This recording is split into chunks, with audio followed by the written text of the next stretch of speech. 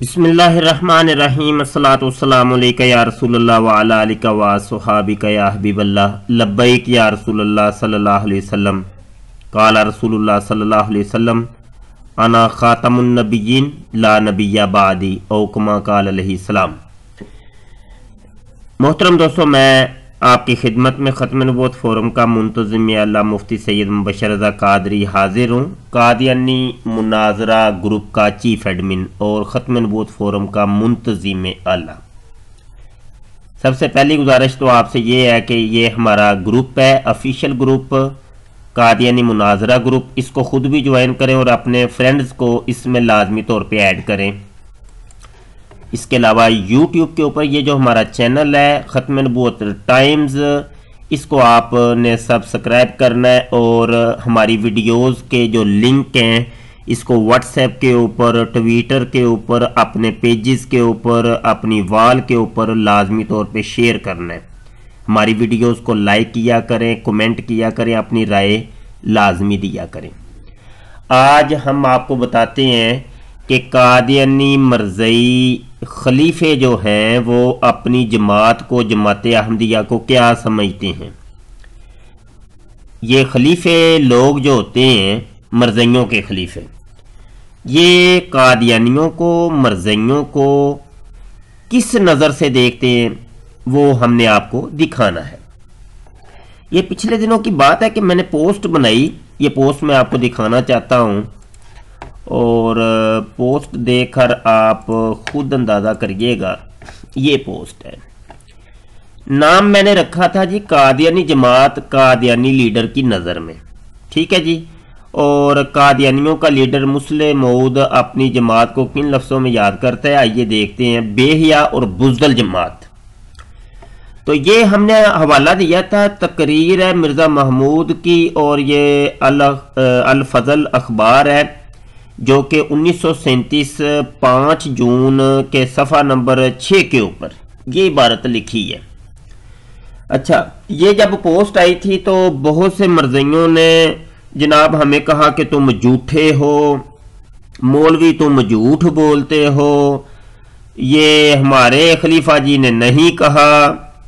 तो बहुत बड़ी बड़ी बातें की इन्होंने और बड़ी पोस्टें बनाई और बहुत कुछ इसके ऊपर बड़ा कलाम हुआ। तो आइए मैं आपको अब हवाला देता हूं और असल चेहरा आपको दिखाता हूं।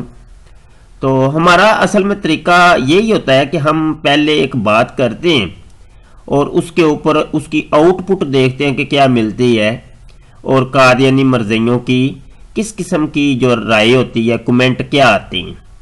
तो उसके बाद हम जो ना असल जो चेहरा होता है वो बाद में दिखाते हैं। तो ये हमारा तरीका है और हम चूंकि डिबेटर हैं, मुनाजिर हैं, तो जो मुनाजिर होता है वो हवाला पहले जेब में रखता है तो फिर बात करता है। बगैर हवाले के डिबेटर मुनाजिर बात नहीं करता। तो ये हमारा तरीका एक अरसे से चला आ रहा है अल्हम्दुलिल्लाह। चूंकि हमारी जो आईडी है वो सच्ची बात है, हमारा लोगो, हमारा मोनो सच्ची बात है और सच्ची बात हम करते हैं अल्हम्दुलिल्लाह। कभी झूठ नहीं बोला अल्हम्दुलिल्लाह। और ये सच्ची बात ही है कि जो कि कादियानी मरज़इयों को बहुत ज़्यादा तंग करती है और ये नाराज़ होते हैं।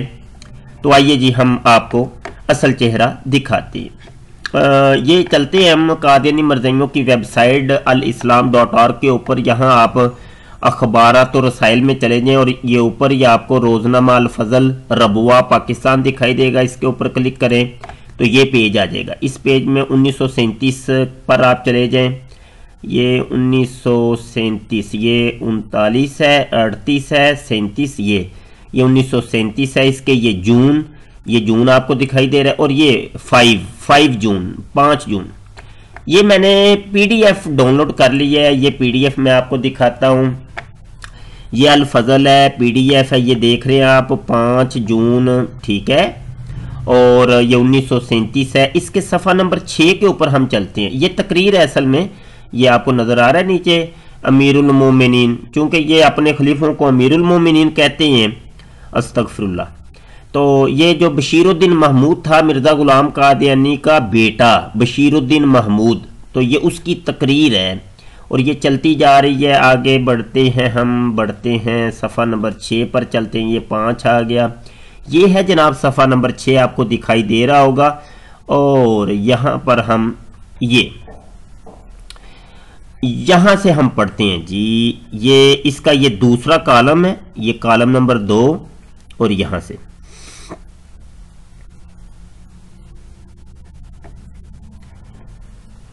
یہ دیکھیں جی، کہہ رہے ہیں اور اس سے جوش میں آ کر وہ پھر اور بد کلامی کرتا ہے تو پھر تم مٹ جاؤ اور اپنے آپ کو فنا کر دو، لیکن اس منہ کو توڑ دو جس منہ سے حضرت مسیح موعود کے لیے گالی نکلی تھی. منہ کو توڑ دو جس منہ سے مرزا غلام قادیانی کو کسی نے گالی دی، کیونکہ اس کو خاموش کرانا تمہارا ہی فرض ہے.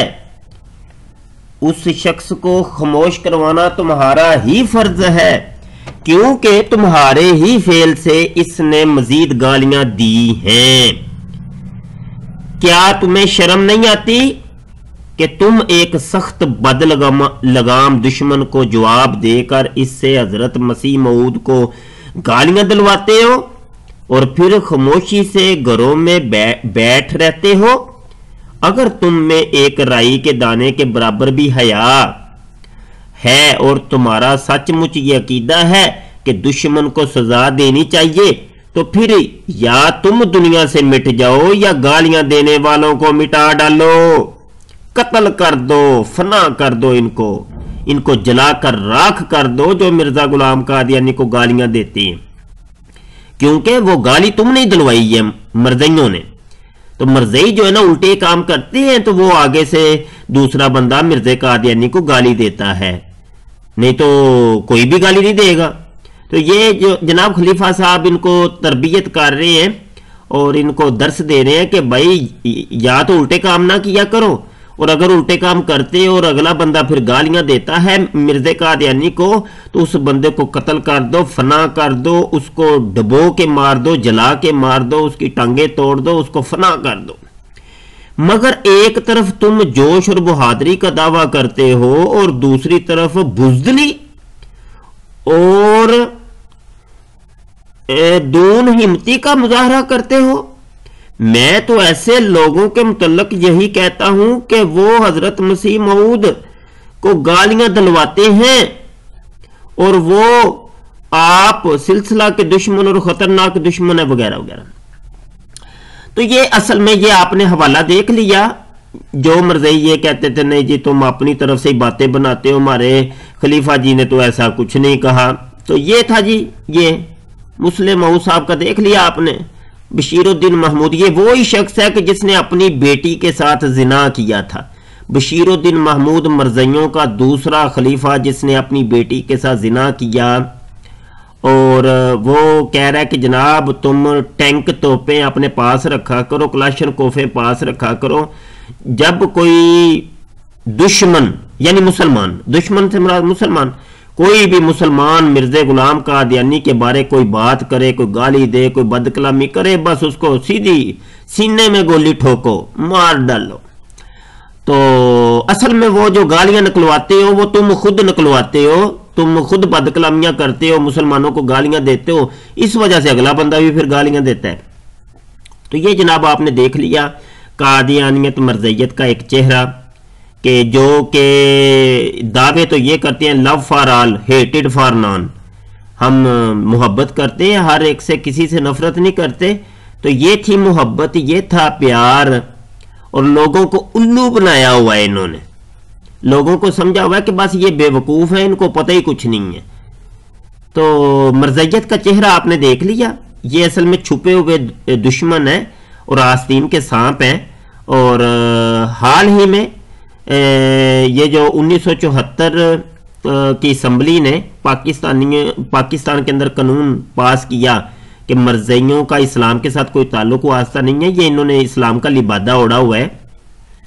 تو دیگر وجوہات میں سے ایک وجہ یہ بھی تھی، یہ جو ابھی آپ کو ہم نے دکھائی.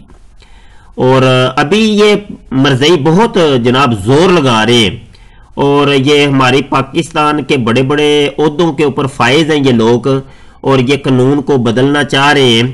اور حال ہی میں رانا ثناء اللہ نے بھی ان مرزائیوں کو کہا ہے کہ یہ مسلمان ہیں، ان کا یہ قادیانی جو ہے ان کے اوپر ظلم و ستم ہو رہے ہیں، اور دیگر لوگوں نے بھی یہ جناب اب علماء کرام جناب اٹھ کھڑے ہوئے ہیں اور قوم کو جگا رہے ہیں۔ علامہ خادم صاحب رضوی صاحب ہیں، ڈاکٹر اشرف حسن جلالی صاحب ہیں، احتجاج کر رہے ہیں۔ تو تمام مسلمانوں سے گزارش ہے کہ کم از کم اپنی آواز بلند کریں، آپ جس نہج پر بھی ہیں اور جہاں کہیں بھی ہیں اپنی آواز ضرور بلند کریں۔ یہ قادیانی آستین کے سانپ ہیں اور اسلام سے ان کا کوئی تعلق واسطہ نہیں ہے، اور ہمارے یہاں جتنے لیکچرز ہیں ان کو سنا کریں یوٹیوب کے اوپر، آپ کو بہت کچھ پتا چلے گا، بہت کچھ پتا چلے گا۔